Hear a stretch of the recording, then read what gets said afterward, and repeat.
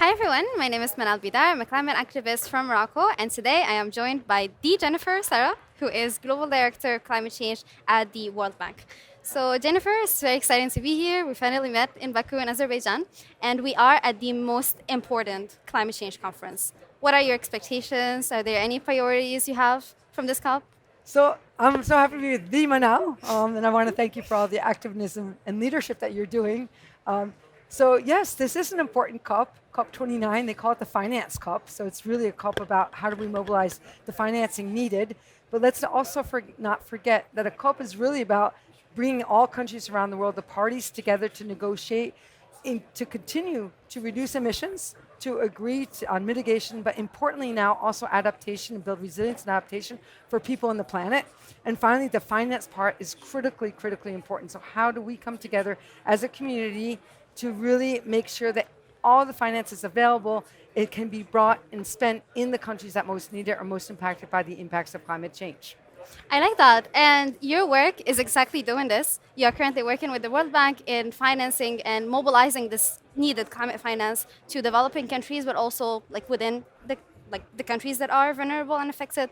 So why do you think this work is important within the World Bank, and how do you see us moving from there? No, for us at the World Bank, we came here with several objectives. One is we're observers to the negotiations process, so we hope that these succeed well, as Article 6 as well in carbon markets, but also being able to bring the voices and the knowledge and the experiences of all the countries we're working from around the world to share what they're doing, their aspirations, the good success stories, and also to raise also our own ambition and target. So we came and we announced working with other MDBs as a system with the vertical climate funds, so we can all work together to increase access to climate finance in the country for ambitious NDCs as well, and to make sure we can crowd in additional finance. But at the end of the day, we launched a new set of climate outcome metrics, which measures the impact of what we're doing on people, on communities, and countries. And that's the most important thing, is getting impact on the ground.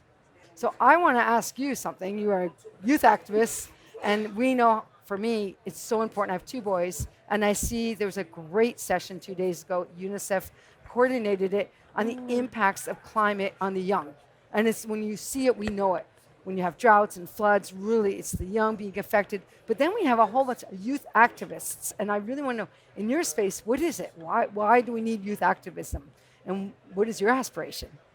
So I feel like it's not a question of needing activism. I feel like it's the only option available, because if I'm not an activist and if I'm not fighting for the planet that I am inheriting, then what else am I going to be doing? I'm just going to be spending my days being so frustrated and so anxious about my future. So instead, I choose to act, and I choose to come here to COP and then advance all of the voices of young people like me who are frustrated but also hopeful that we would have the finance that we need from this COP. Well, that's fantastic. Frustrated but hopeful. We need Yeah. to be optimistic. We need to find solutions. Sometimes And it's hard to, but we just keep on going. And I'm really, thank you.